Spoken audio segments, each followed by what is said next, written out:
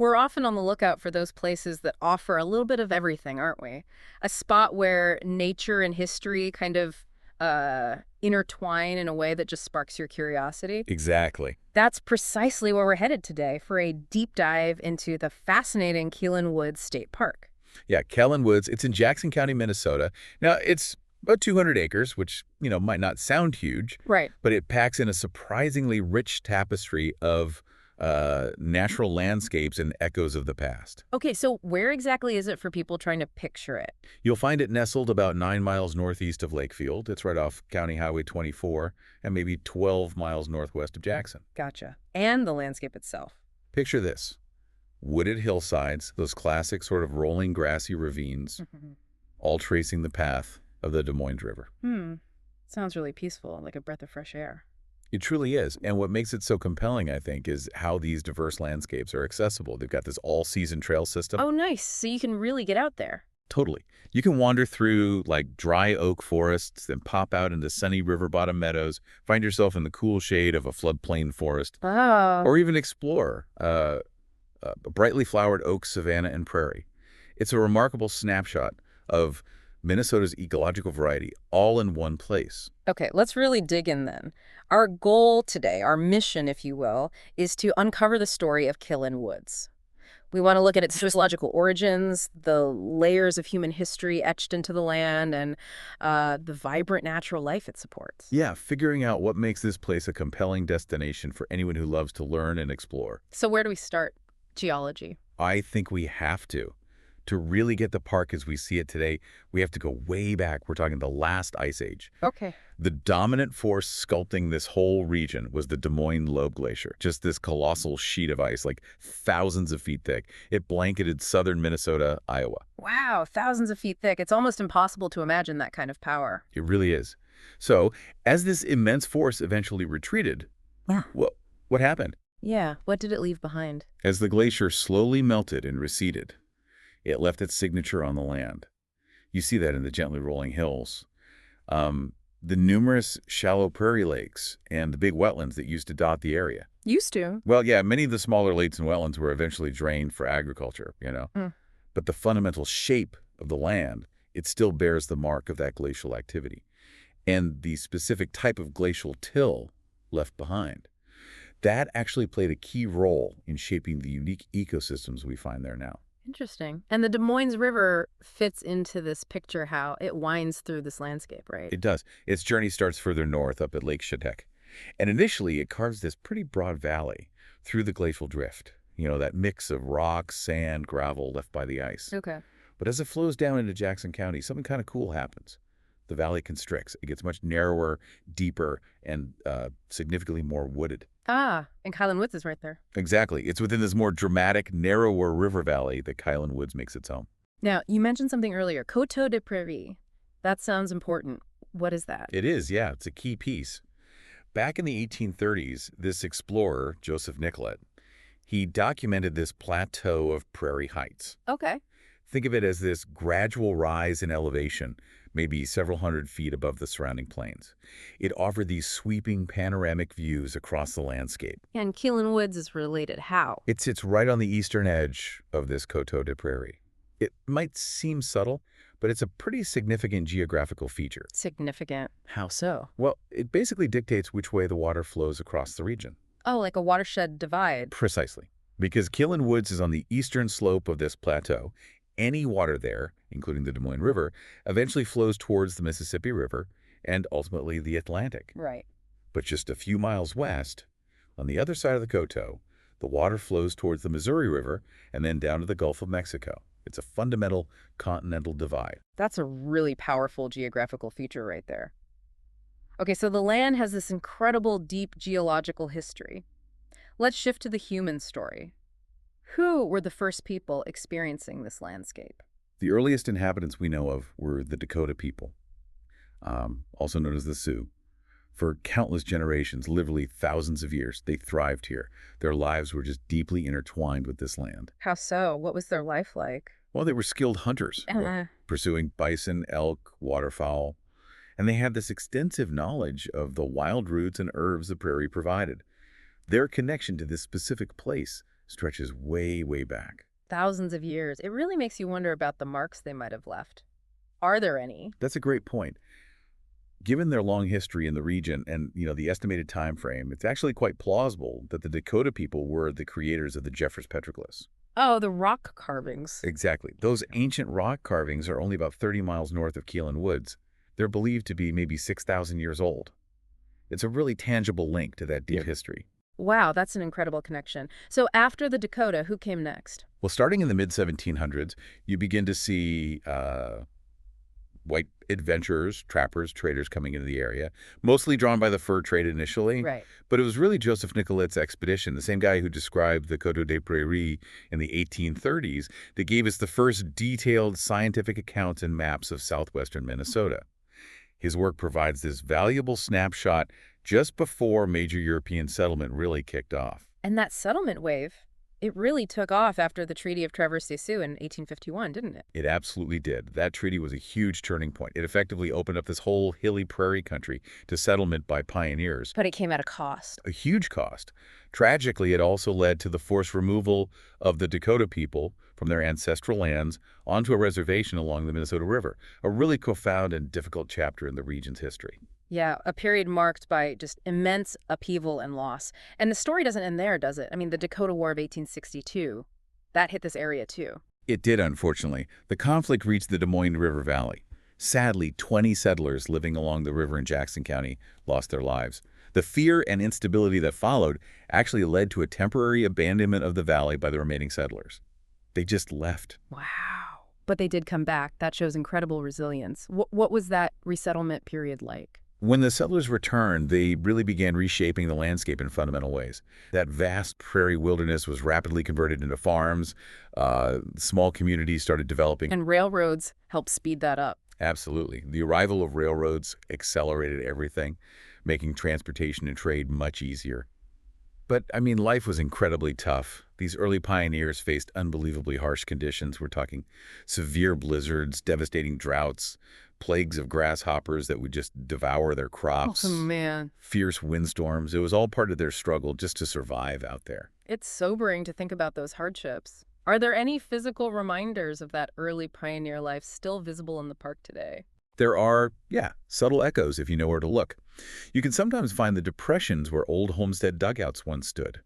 Maybe faint traces of the ox cart trails that used to crisscross the prairie. Really? Yeah, and even sometimes remnants of original log cabins sort of slowly returning to the earth. They're like these quiet monuments to a very different way of life. So how did this land, with all that history wrapped up in it, eventually become Kilen Woods State Park? Well, the Minnesota State Legislature authorized the park's establishment back in 1945.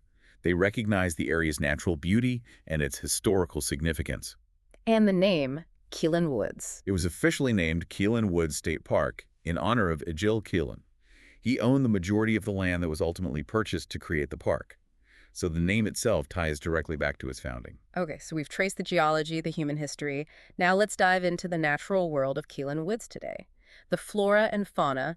It sounds like that mix of river, woods, and meadows creates a really vibrant ecosystem. Oh, absolutely. The interplay between these different habitats, it fosters a really rich biodiversity. Right along the Des Moines River itself, you'll find classic river mammals like beaver and muskrat, busy doing their thing. Building dams and lodges. Exactly. And for anglers, the river offers chances to catch walleye, northern pike, catfish, bullhead. Nice. What about birds near the water? Keep an eye out for wood ducks. They nest in natural tree cavities right by the river. You'll probably see great blue herons standing like statues in the shallows, patiently hunting. And you might catch the flash of a kingfisher darting along the water. Always a treat. So, a real hub of aquatic and near-aquatic life. What about moving up into the woodlands on the valley slopes? The dominant trees there are oaks. And in the fall, they produce a huge acorn crop, which is a vital food source for tons of wildlife. Like deer. Definitely white-tailed deer browsing the undergrowth. Squirrels, of course, busily burying acorns, various woodpecker species drilling into the bark, and even more wood ducks using tree cavities further away from the river. Plus, the woodland floor supports a whole community of smaller mammals and insects. And then you get to the edges, where the woods meet the prairie. What's that transition zone like? That's a really interesting area. It's characterized by scattered bur oak trees, those really hardy oaks that can handle prairie conditions, along with thickets of wild plum and hawthorn shrubs. Good for birds, I bet. Exactly. It provides important habitat and food for birds like field sparrows, you'll hear their songs, and the really strikingly colored rose-breasted grosbeaks. You often see them perched in the shrubs. It's where woodland and prairie really start to blend. And those grassy ravines you mentioned earlier, they sounded particularly unique. What's special about them? They're fascinating little microenvironments. Picture these steep-sided ravines, but they're filled with tall prairie grasses like big bluestem and Indian grass, and then interspersed with vibrant wildflowers, blazing star, purple coneflower. Beautiful. Yeah. And these areas give great cover for small mammals like jumping mice and jackrabbits. Plus, you see a dazzling array of butterflies. You mentioned fens, too. What are those? Ah, right. What's truly remarkable are the fens found within some of these ravines. Think of them as these unique, naturally saturated spots fed by groundwater springs. So really wet soil. Exactly, waterlogged soils. And that supports specialized plant communities you just won't find in the drier areas around them. Things like specific types of sedges, unusual grasses adapted to wet conditions, and even some rare, delicate flowering plants. Wow, fens, little pockets of unique biodiversity. Okay, and finally, the river bottom prairie itself. What's that like? Here you'll find the classic tall prairie grasses really dominating. Alongside them, look for the vibrant orange blooms of butterfly milkweed, super important for monarch butterflies, and the distinctive gray-headed coneflower. Any specific birds or insects there? Yeah, keep an eye out for tree swallows. They often nest in any available cavities along the edges of these open meadows. And you'll see the constant flutter of red admiral and various swallowtail butterflies adding splashes of color everywhere. It paints such a vivid picture, really thriving and interconnected. Okay, so for folks listening who are maybe thinking, I want to go see this, what kind of amenities and activities does Kilen Woods offer visitors? Well, for camping, the park provides 33 single-family campsites. They cater to a range of styles. You've got your traditional drive-in sites, a few pull-through spots for bigger trailers or RVs. Any with electricity? Yep, some offer electric hookups for convenience. And there are even 4 walk-in tent sites if you want something a bit more secluded and rustic. And campsites themselves, what's at each site? Each one's equipped with the basics: a picnic table, a grill for cooking, and, importantly, a fire ring for campfires.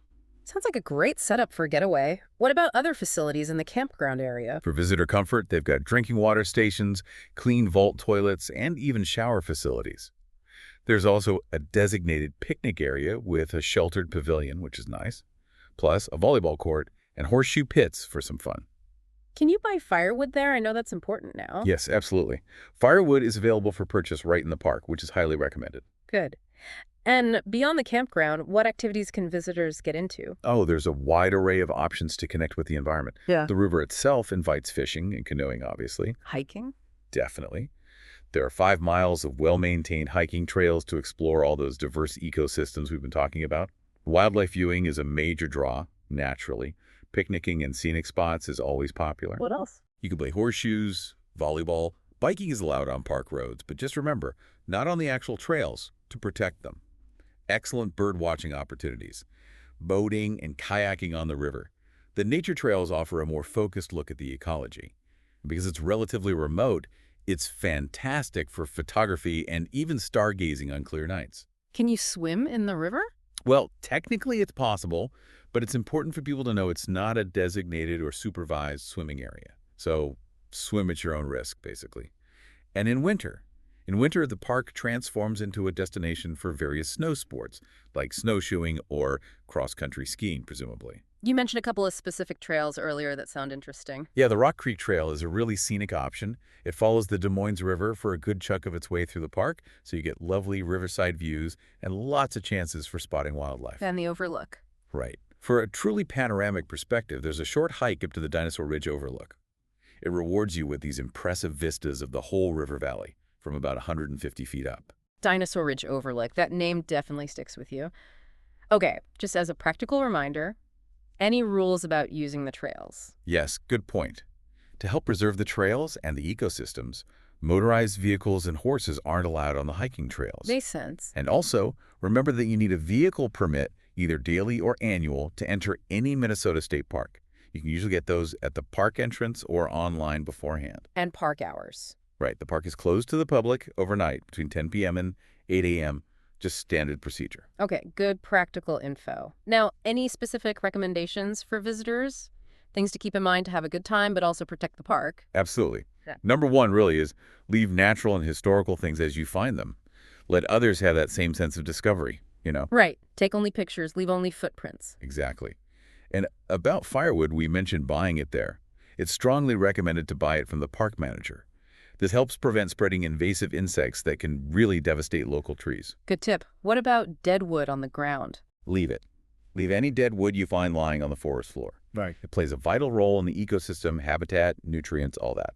Okay. And fires. Only build campfires in the designated fire rings or fireplaces provided at the campsites and picnic areas. Nowhere else. Pets. If you bring a pet, make sure it stays on a leash no longer than 6 feet at all times. That's for their safety and for protecting wildlife. And quiet hours. Yep, standard quiet hours are strictly enforced after 10 p.m., just as a courtesy to other campers and the wildlife. Oh, and the park tries to be accessible. They can provide park info in alternative formats if you ask. That's good to know. Anything else? Hunting. Right. If anyone is interested in hunting, it's really important to know the specific designated hunting areas within the park. And always, always respect private property boundaries. Get explicit permission before going on to any private land next to the park. Okay, great advice. Finally, for the modern explorer, the unavoidable question. What's the scoop on cell phone service in the park? Yeah, based on reports from other campers, it seems like it can vary. Verizon users have generally said service is fair. AT&T information's a bit less clear. T-Mobile users have often reported good reception. No, maybe don't count on perfect connectivity. Probably best to be prepared for potentially limited service depending on who your carrier is. Yeah. So as we wrap up our deep dive into Kilen Woods State Park, it's really clear that this, seemingly modest park is actually a treasure trove. It really is. It's a place where you feel the immense power of the glaciers that shaped the land. You can sense the stories of the early Dakota people and those resilient pioneers echoing through the woods, and where this vibrant, diverse, natural world just continues to thrive. It's a remarkable confluence, isn't it? Natural beauty, that profound history, and just tons of opportunities for outdoor exploration. It really makes you reflect on the whole intricate tapestry of time and natural processes that sculpted this unique corner of Minnesota. Yeah, from those ancient geological forces right up to the enduring legacy of its human inhabitants. It really does spark a sense of wonder. It does. What stories might still be waiting there? Hidden in those wooded hillsides or along the bends of the Des Moines River, just waiting for people who take the time to wander the trails and explore its corners. Exactly. It feels like an invitation, doesn't it? Yeah. To step away from the everyday and connect with something, deeper and more enduring. Precisely. So, if you, listening right now, are seeking a destination that offers both that peaceful tranquility and a real chance to learn and discover, we wholeheartedly encourage you to plan your own deep dive into Kilen Woods State Park. Go check it out. You might just be surprised by the rich experiences waiting for you there.